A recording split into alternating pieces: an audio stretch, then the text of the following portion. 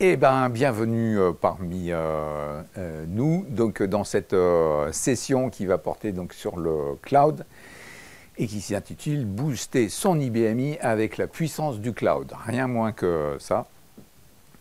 Et donc, on va répondre à une question fondamentale, c'est comment on va faire pour moderniser son infrastructure et accélérer ses déploiements donc, grâce à toutes les technologies cloud. Alors, donc, pour animer cette session, donc, on va avoir un avis d'expert en la personne de Farid Bouamar, ici présent donc, de la société Hardis. Donc Farid, c'est quoi ton rôle chez Hardis? Bonjour à toutes et tous. Mon rôle donc c'est de gérer l'équipe tooling et DevOps. Donc c'est une équipe qui est présente pour réaliser des outils innovants afin de faciliter le travail des collaborateurs et d'amener de la transparence auprès de nos clients en se basant justement sur du reporting et l'automatisation d'actions. D'accord, beaucoup d'automatisation à mettre en place donc, dans le cadre d'une infrastructure cloud. Donc, Hardis est un acteur du cloud depuis quand même pas mal d'années maintenant, non? Oui, depuis les années 2000, on va dire. Donc on a commencé par être éditeur et pour la petite anecdote, on a commencé justement par faire de l'infrastructure sur de l'AS400. Et les premiers clients, en fait, étaient hébergés dans notre salle serveur à l'époque, dans notre siège social à Grenoble. Et au fur et à mesure, de plus en plus de clients étaient intéressés pour qu'on gère de l'infrastructure ayant les compétences IBM. À l'époque, c'était AS400. Et ça nous a permis de lancer l'activité et d'aller au-delà des technologies IBM, puisqu'on est comme au CSI, on a la possibilité de faire de l'infrastructure VMware, Nutanix, Linux, Microsoft. Voilà. Et vous opérez au travers de plusieurs data centers Oui, on est hébergé sur Lyon dans différents data centers. Et donc on a un site primaire, un site secondaire en fonction des besoins clients en fait. Et l'objectif c'est de proposer des services managés aussi bien sur la partie IBMI que la partie hyperviseur, supervision, sauvegarde et même cybersécurité. Donc je parlerai un petit peu de sécurité pendant cette session. Pas trop, hein. et sécurité orientée développement. Voilà, pour la petite nuance. Alors, côté client, donc, nous avons le plaisir d'accueillir Florence Devambé, qui est de la société donc, Albingia et qui est donc une cliente de la société Hardis et aussi Arcade, au passage. Et aussi IBM. Et aussi IBM, évidemment. Donc ça, c'est notre point commun à tout ça. Tout à fait. Donc moi, oui, je suis Florence Devambé de la société Albingia. Albingia, pour ceux qui ne connaissent pas, c'est une compagnie d'assurance française et indépendante, et qui est plus spécialisée sur le risque d'entreprise. Et on travaille en B2B2B, c'est-à-dire par l'intermédiaire des courtiers. Voilà. Ah ok, ouais, d'accord. Et voilà, et donc du coup, effectivement, on travaille. Et quand je suis arrivée il y a 4 ans, j'ai hérité de la plateforme, effectivement, AS400. Ça s'appelle encore AS400, même si c'est de l'IBMI chez nous. Et il a fallu moderniser tout ça. Et vous en aviez jamais entendu parler à l'époque? Non, j'en avais déjà entendu parler parce que dans mon parcours, j'étais déjà passée par un répartiteur pharmaceutique et que le répartiteur pharmaceutique était déjà aussi sur IBMI. D'accord. En tout cas, pas de préjugés, en fait. J'ai souvenir de la première fois qu'on s'est rencontrés, quelque chose qui m'avait frappé chez vous, c'était le fait que, justement, donc, vous étiez avec un grand pragmatisme et que ça, je pense que c'est un point important quand on veut transformer une infrastructure et des applications, de rester avec ce grand pragmatisme. Donc, oui, l'objectif, c'est toujours de trouver les points positifs. Le pragmatisme, on est parfaitement d'accord. Le but, c'est pas de tout révolutionner, de vouloir tout changer. Généralement, ceux qui essayent, il y a pas mal d'échecs quand même.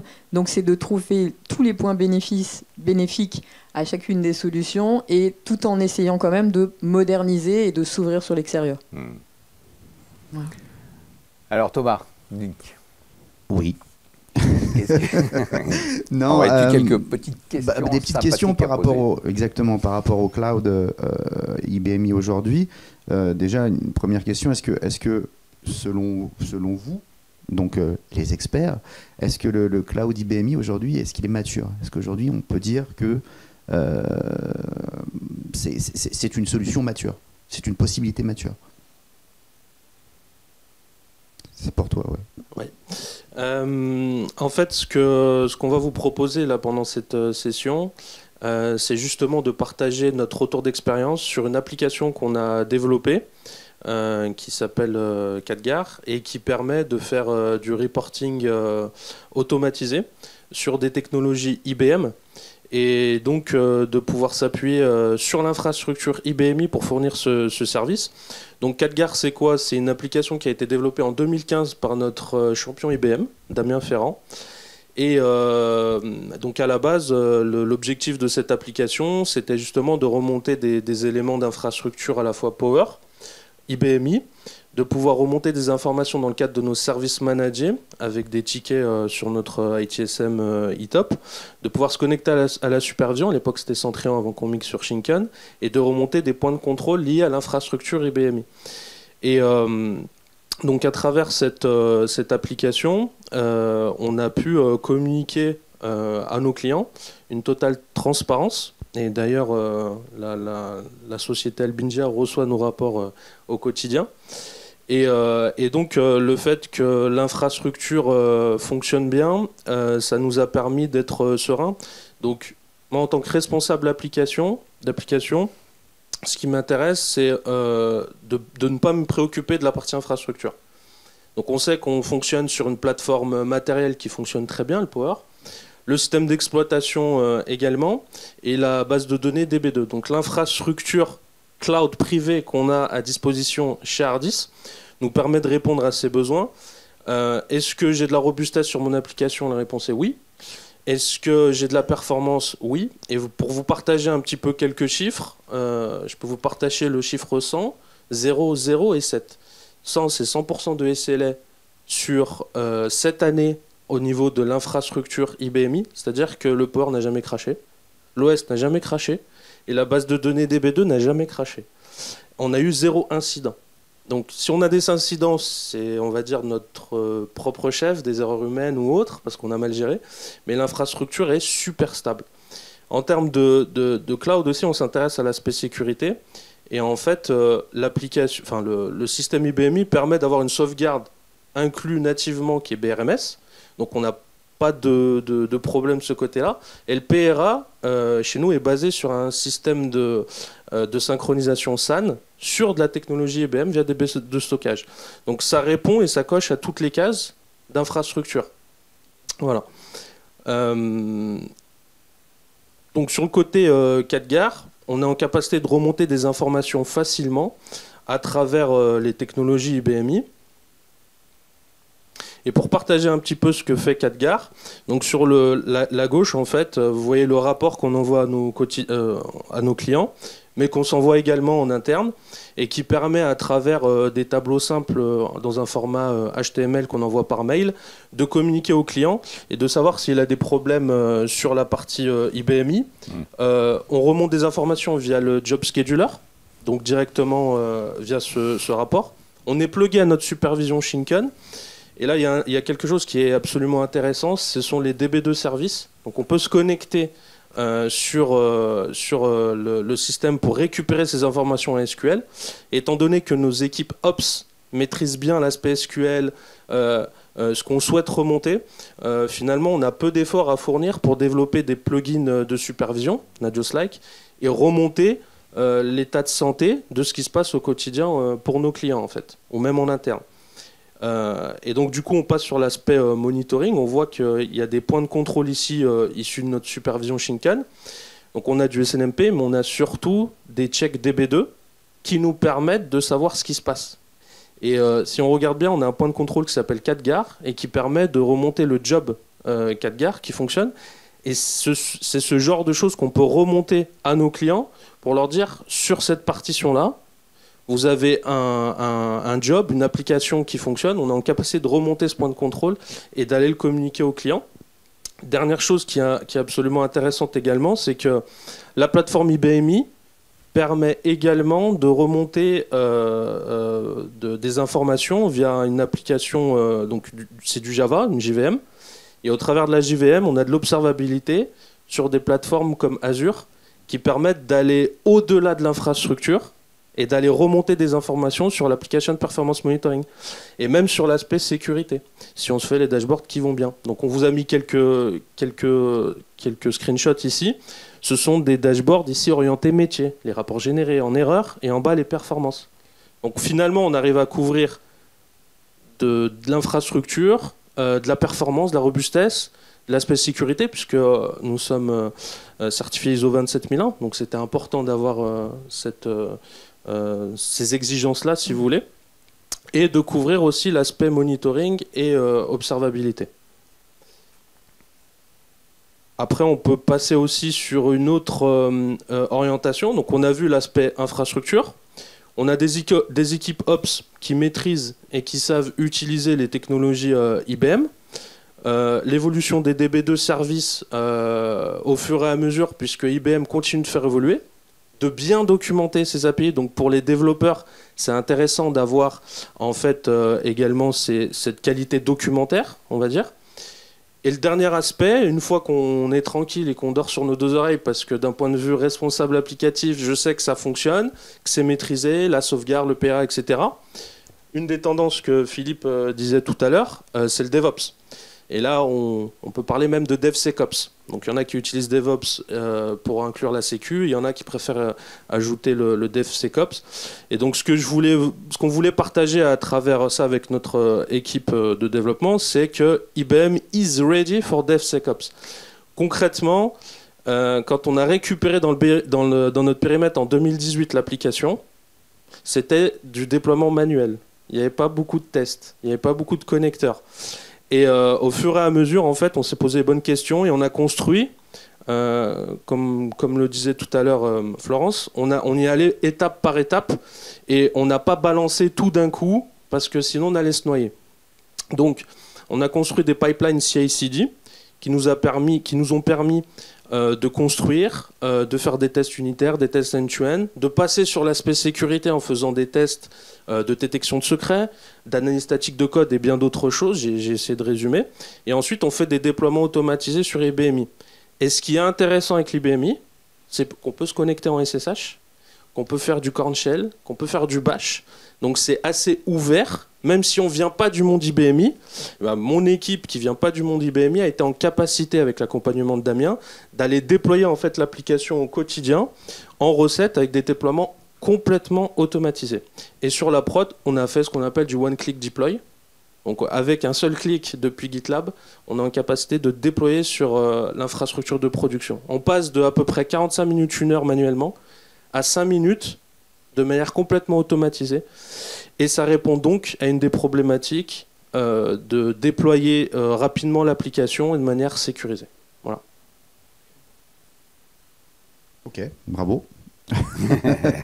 Bravo. Donc, bon, au final, merci pour la réponse. Et là, on peut voir en effet que la maturité, elle est là. Il faut que je dise quelques mots, parce que là, c'est quand même notre domaine de prédilection. Comme vous l'avez compris, en fait, un de tes domaines de prédilection. Et qu'on est devenu leader mondial dans ce domaine-là. En fait, DevOps for IBMI, c'est l'essence même d'Arcade. Donc, ça fait 33 ans qu'on fait le même métier. Donc, nous, des chaînes comme ça, en fait, il y en a quand même pas mal qui ont été montées de par le monde, parce qu'on est compatible avec Git. Là, je vois marqué GitLab, mais donc, on a GitHub, Bitbucket. On a d'ailleurs pas mal de clients. C'est ceux qui sont le plus représentés pour l'instant. Donc, nous, en fait, notre positionnement stratégique consiste justement à absorber les spécificités de l'IBMI pour rendre ces outils justement le plus compatibles possible. Faire en sorte que ces deux mondes soient les plus standardisés possibles. Donc l'utilisation d'un produit comme GitLab pour des composants IBMI, c'est vraiment quelque chose qui est ultra pertinent et qui fait que donc là on est vraiment dans une chaîne CI/CD complètement standardisée, modernisée. Donc sur la partie déploiement, donc nous on a un produit qui s'appelle Drops, donc qui se positionne donc au-dessus de ces outils-là. Donc les chaînes CI/CD, en fait, Elles ont un petit défaut, c'est que donc, là, typiquement, elles sont pas forcément ultra multiplateformes, mais elles sont donc dans l'automatisation. Donc nous, on est dans la partie dite orchestration. Donc on a un client référence là, qui est un client Power d'ailleurs, qui est la société IMSA, donc IMSA Mutualité Sociale Agricole. Donc il y a 500 utilisateurs, donc c'est 11 000 déploiements par mois. Et c'est vraiment un système qui est très industrialisé, donc où il y a à la fois du legacy, donc en l'occurrence c'est du COBOL avec des bases de données Informix, donc en back-end, et en front-end, d'où toutes les technologies possibles et inimaginables, à la fois donc du client-serveur, du Java et évidemment du cloud. Donc nous, en termes d'évolution, c'est ça en fait notre core business, hein, clairement. Et il y a de plus en plus d'adoption avec des configs souvent qui restent hybrides, hein, quand même, malgré tout. Hein. C'est-à-dire qu'il y a souvent le data center qui reste côté IBMI qui reste à la maison. Et après, donc, couplés à du cloud qui soit privé ou public. Donc c'est là où on pourrait revenir en fait à une question fondamentale je pense pour pas mal d'auditeurs, c'est est-ce que économiquement parlant, le cloud sur l'IBMI est pertinent ou est-ce qu'il reste un petit peu de temps avant qu'il le devienne? Je peux rebondir là-dessus. J'ai mon opinion là-dessus. Si je peux parler de la partie cloud privé en tout cas, comme je le disais tout à l'heure, c'est que la plateforme IBMI nous permet d'avoir des standards et nous permet en fait d'avoir des services qui sont intégrés nativement. Donc on a apprécié les services DB2 pour interroger, le fait qu'il y ait du BRMS en natif, et il y a également la partie DB2 qui n'est pas négligeable. Donc ça nous permet d'avoir un excellent TCO, puisqu'on n'a pas besoin de payer une licence supplémentaire pour l'aspect base de données. Et donc 4GAR fonctionne sur une base DB2 qui est extrêmement performante, avec bien sûr un aspect sécurité infra, mais je ne vais pas rentrer dans les détails. Et donc disposer finalement de plein de technologies qui sont standards avec un seul éditeur, c'est complètement intéressant. Donc l'aspect standard on le rejoint complètement, et même le retour sur investissement est intéressant puisque on a également des compétences Ops qui maîtrisent l'aspect DB2 puisqu'il y a beaucoup de choses qui sont dans DB2 sur l'IBMI, donc je rejoins complètement Philippe sur l'aspect standardisation. Avant que Philippe réponde et donne son avis, et c'est une question plutôt pour Florence, pour Florence, mais aussi pour Laurent, et c'est chacun avec une vue de fenêtre, un point de vue différent. Moi, je rencontre souvent des clients qui ont qui ont peur, qui ont des objections par une bascule sur le cloud. Donc en effet, il y a cette première piste peut-être du coût. C'est une question, mais ça tu nous en parleras. Mais moi, j'ai envie de poser cette question à Florence. C'est qu'est-ce qui a fait qu'au final, tu as basculé, tu y as été? Est-ce que tu n'as pas eu des freins à un moment? Tu t'es pas dit attention ça? De ce point de vue-là, parce que nous on a nos idées. Je pense que Laurent, Philippe, Nat et moi, on connaît un petit peu les principales raisons qui peuvent un peu freiner les clients sur une bascule sur le cloud, mais j'aimerais bien savoir, Florence, un peu son point de vue. Alors, moi le truc que je vais dire en premier, c'est que je vais faire juste une aparté sur la partie cloud, parce que quand on parle de cloud, moi je parle de cloud hybride, et quand je parle de cloud hybride, c'est la partie purement hébergement. Et donc, pourquoi je suis en cloud hybride? Déjà parce que j'ai eu la chance, en arrivant, qu'il fallait quasiment tout monter de ce côté-là. Donc du coup, je pouvais un peu faire ce qui me semblait le plus juste d'un point de vue économique, bien évidemment, d'un point de vue faisabilité également, et d'un point de vue de pouvoir s'ouvrir et de moderniser le SI. Et donc du coup, quand moi je parle de cloud hybride, c'est le fait d'héberger en propre, non pas chez nous, mais chez un hébergeur physique, et d'héberger une autre partie sur le cloud, chez un hébergeur qui a pignon sur rue, que ce soit Google, que ce soit AWS ou d'autres. Mais en gros, c'est ça ce que j'appelle le cloud hybride. Maintenant, dans le cloud privé, bien évidemment, quand j'ai mis ça en place, je me suis dit, j'ai envie que l'équipe de la DSI, et principalement les développeurs qui, avant, faisaient un peu les deux, c'est-à-dire que non seulement il n'y avait pas forcément tous les environnements ad hoc, c'est-à-dire un environnement de recette, un environnement de pré-prod, un environnement de production, mais en plus faisait les mises en prod, mais en plus faisait l'administration. J'avais envie qu'ils se focalisent plus sur faire évoluer la plateforme, l'application, de telle sorte à pouvoir délivrer les meilleurs services aux clients.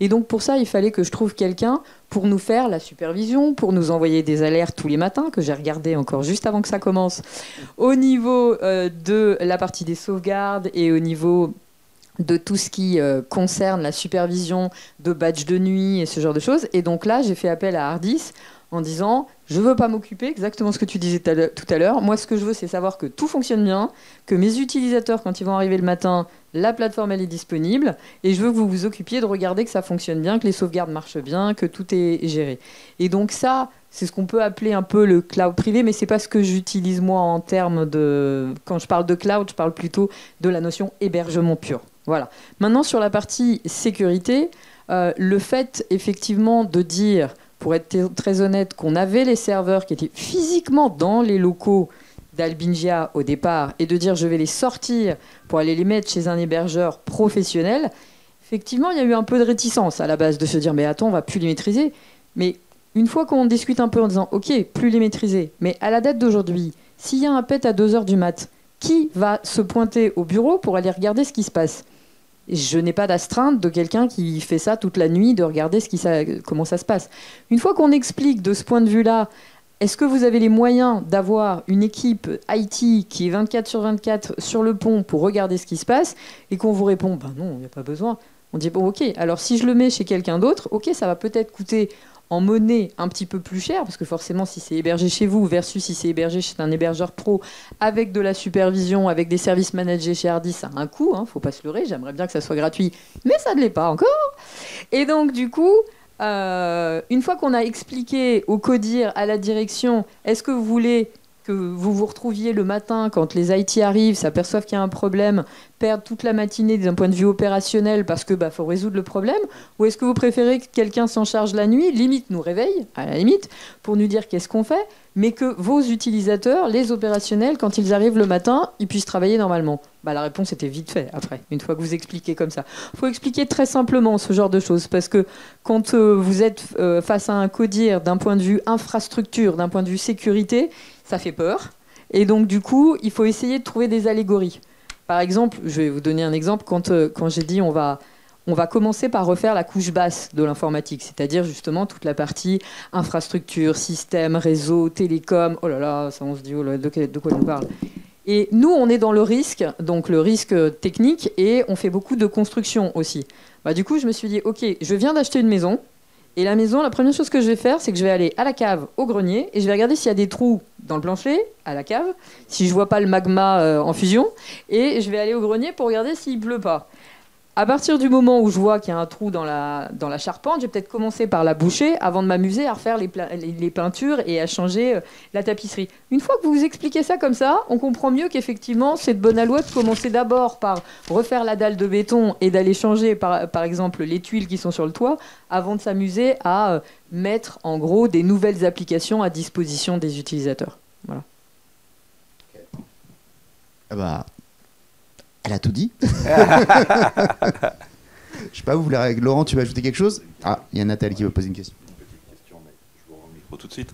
Mais du coup, ce qui est extrêmement intéressant, c'est qu'on a souvent le côté financier qui arrive en premier. Ouais. Et ce qui est mis en perspective, là, c'est que c'est des usages qui sont différents. Et c'est ça aussi qui est fondamental, y compris pour l'analyse financière, que je vous laisserai avec plaisir. Mais voilà, ça, je trouve ça en tout cas vraiment le point de départ qui est extrêmement important, c'est une transformation. Au-delà de l'aspect financier, on a une question qui revient souvent et qui est liée aux réglementations qu'on retrouve aujourd'hui dans beaucoup de secteurs d'activité, qui sont également la localisation des données, du stockage. Est-ce que ça a été aussi des critères chez vous qui ont été très déterminants sur les solutions? Alors oui, bien évidemment, d'autant que comme je le disais tout à l'heure, on le met en avant Cocorico, on est une compagnie d'assurance et on est la seule à être vraiment française, purement française et indépendante. Et donc du coup, en plus en ce moment, j'allais dire, vous m'auriez posé la question il y a encore 3 mois, 4 mois, j'aurais peut-être pas répondu exactement de la même façon. Mais là, en ce moment, on voit bien que toutes les sociétés, j'allais dire qu'elles soient réglementées ou pas, alors bien évidemment, en tant que compagnie d'assurance, on est soumis à beaucoup de réglementations. On a la CPR qui est derrière, on a la réglementation DORA, on a tout ce que vous entendez parler. Hein, donc on est quand même très regardé puisqu'on est associé à des compagnies financières. Et oui, bien évidemment, alors je vais aussi vous faire sourire d'un point de vue développement, je fais par contre quand même de l'offshore.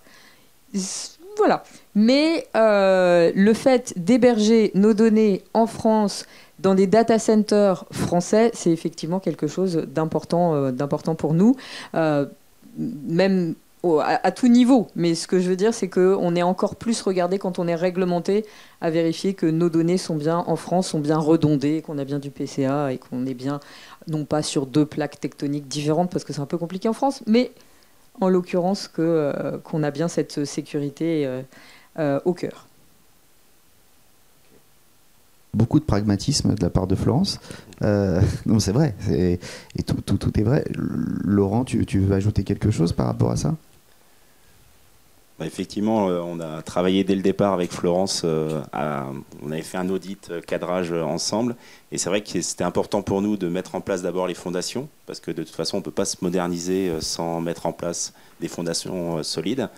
Moi, je me rappelle, il y avait vraiment aussi 2 autres chantiers qui étaient très importants. Le premier, c'était de retrouver une logique, comme on a dit avec le DevSecOps, de gestion d'environnement, de savoir exactement ce que je fais dans tel environnement, dans mon environnement de développement, mon environnement de recette, mon environnement de production, de remettre de l'ordre dans ce patrimoine et dans mes processus au niveau de mon application. Ce qui est sûr, c'est que voilà, ça, c'est qu'on soit dans du cloud ou pas, c'est une bonne démarche et on travaille beaucoup avec Philippe sur ces axes-là.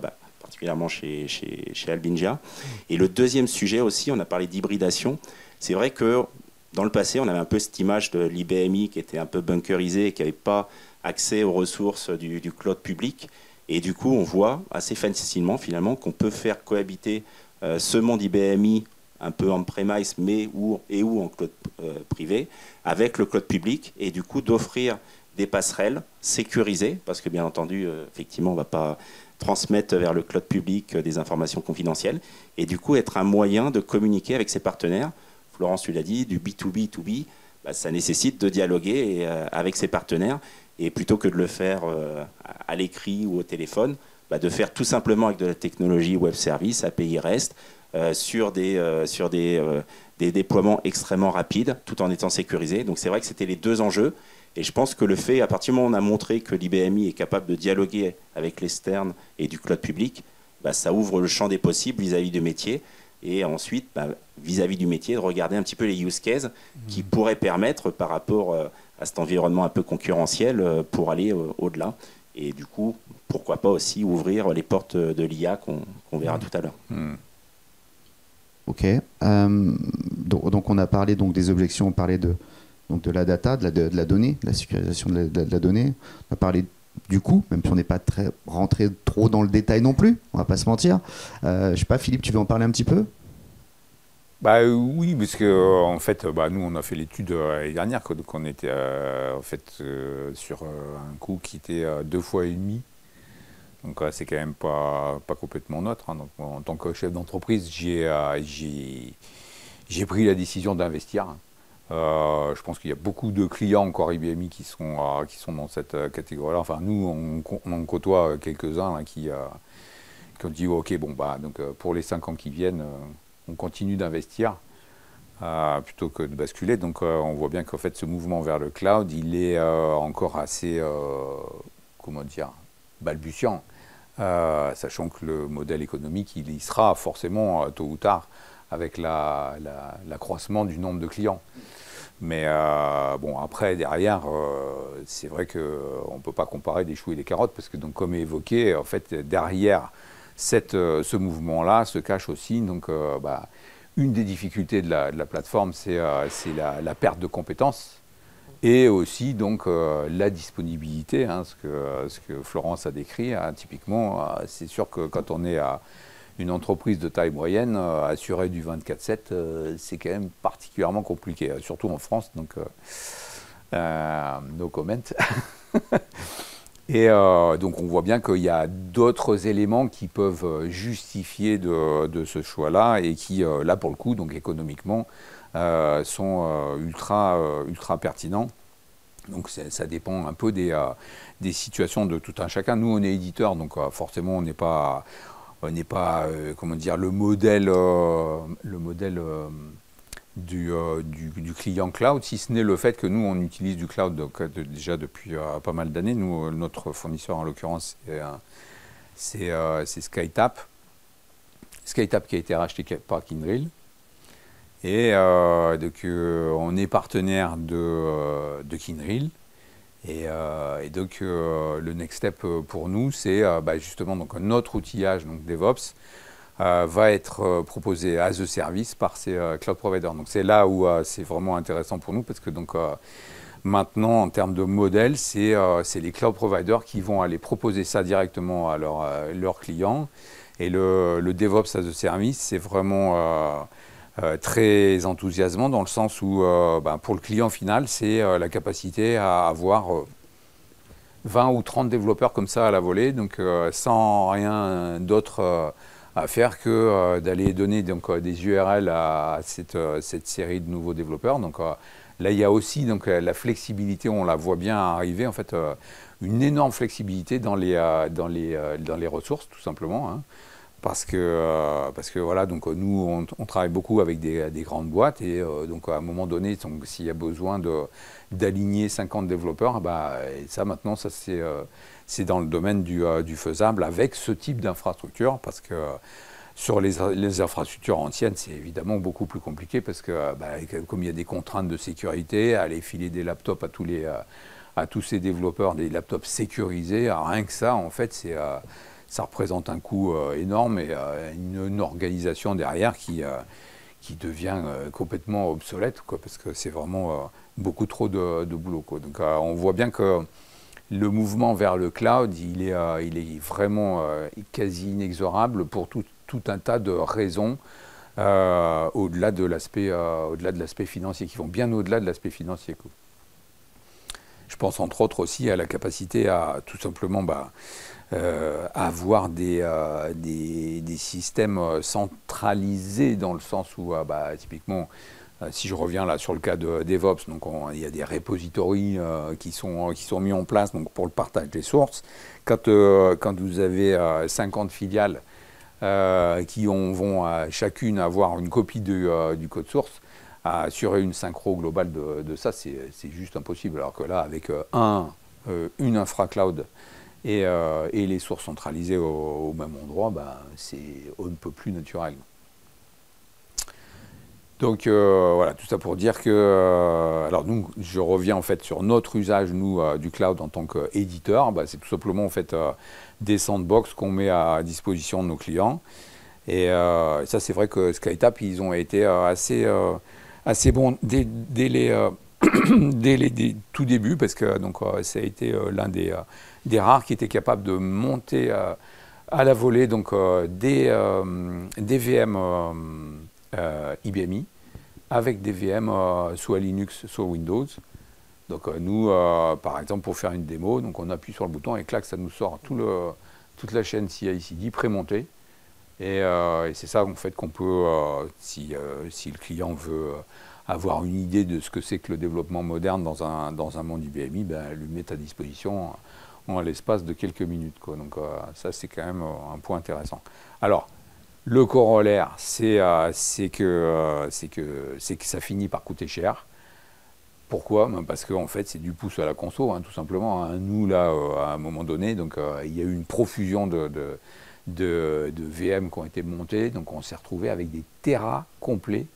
Donc, parce que les consultants, les équipes de support, les développeurs, vas-y que je te montre mon truc là comme ça. Donc, ils se sont absolument pas préoccupés du coût que ça représentait. Donc, c'est pour ça que là maintenant, donc, il y a un mouvement au-delà dans le cloud qui s'appelle le FinOps. Donc, FinOps, c'est quoi ? C'est comment en faire pour optimiser l'usage de son cloud, parce que justement, à un moment donné, ça... Optimiser financièrement, surtout. Payer la note, quoi. C'est ça, optimisation financière. Clairement. Voilà.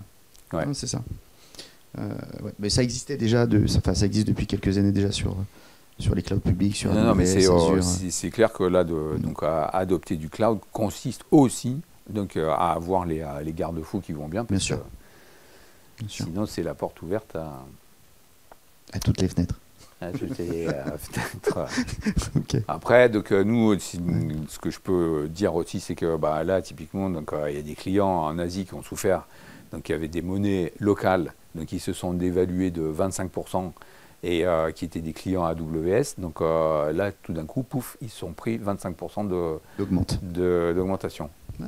Et là, c'est non négociable, évidemment. Donc là, il y a un sujet, par contre, là, vraiment qui est très important et qui est vraiment assez enthousiasmant pour nous en tant qu'acteurs français, c'est cette notion de souveraineté et d'autonomie, donc qui est toute récente et donc clairement, c'est depuis les élections américaines que là, on prend conscience avec horreur qu'il y a une dépendance de plus en plus risquée pour nous en tant qu'acteurs français. Et donc, faut savoir qu'en fait, il y a des technologies, des tas de technologies françaises qui existent et qui sont avec des niveaux de maturité qui sont très bons. Et c'est spécialement vrai dans le secteur de la cyber.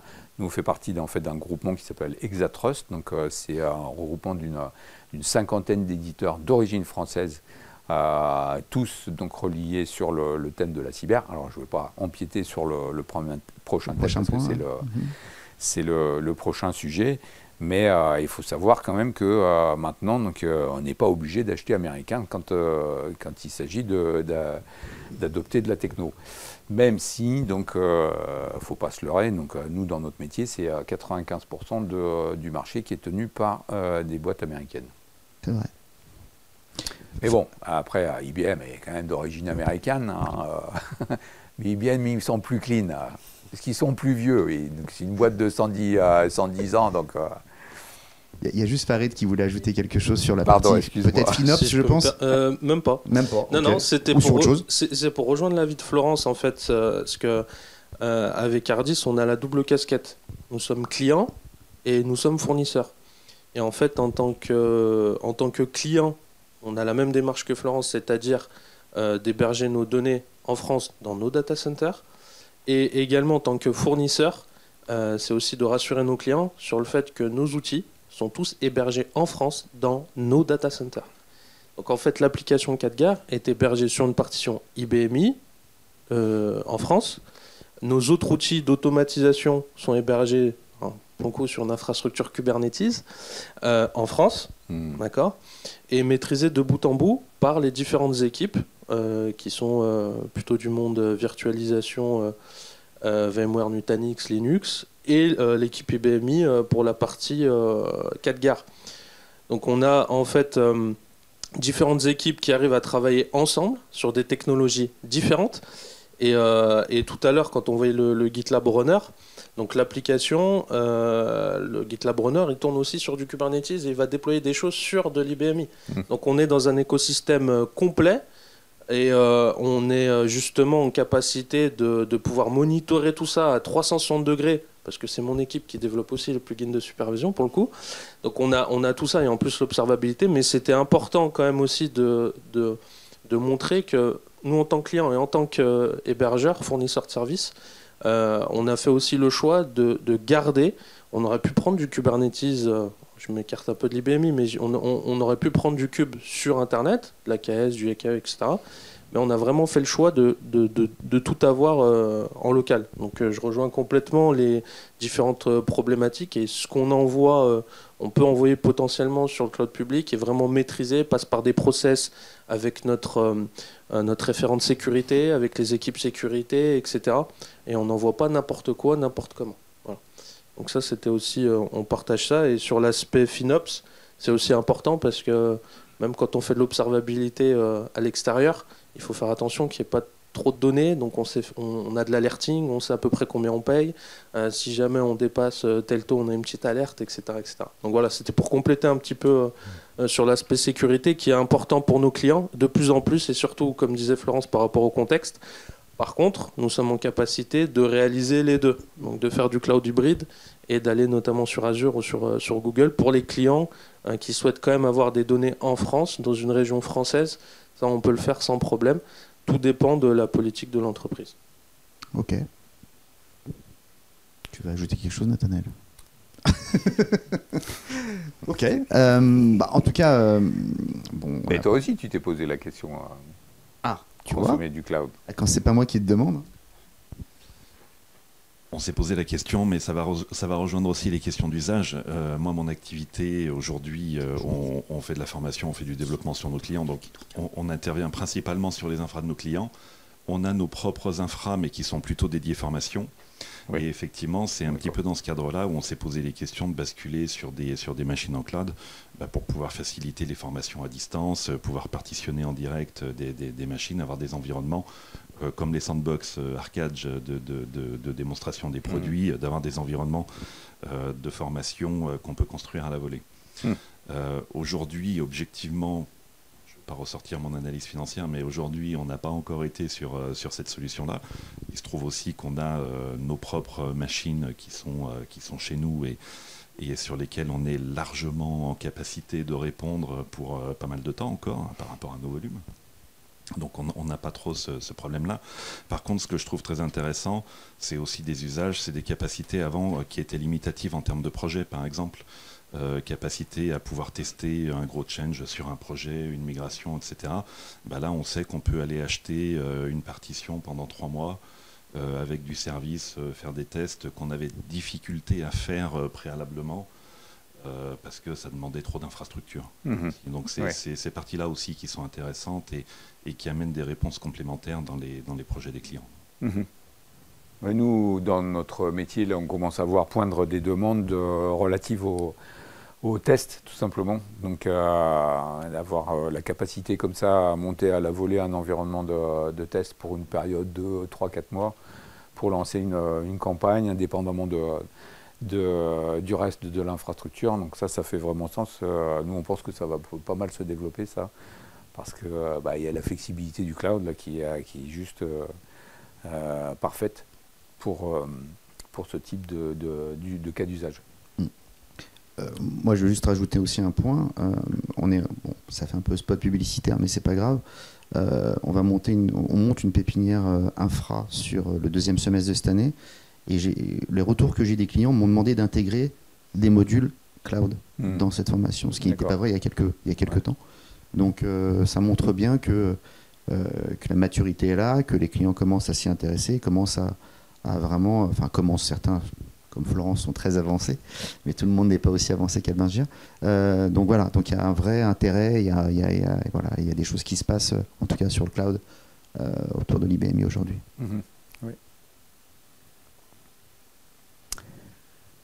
Est-ce qu'il y a peut-être des questions sur le chat?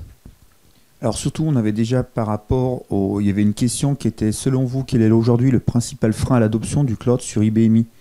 Le tiercé des réponses, c'était le coût ou les ROI incertains, avec 34%.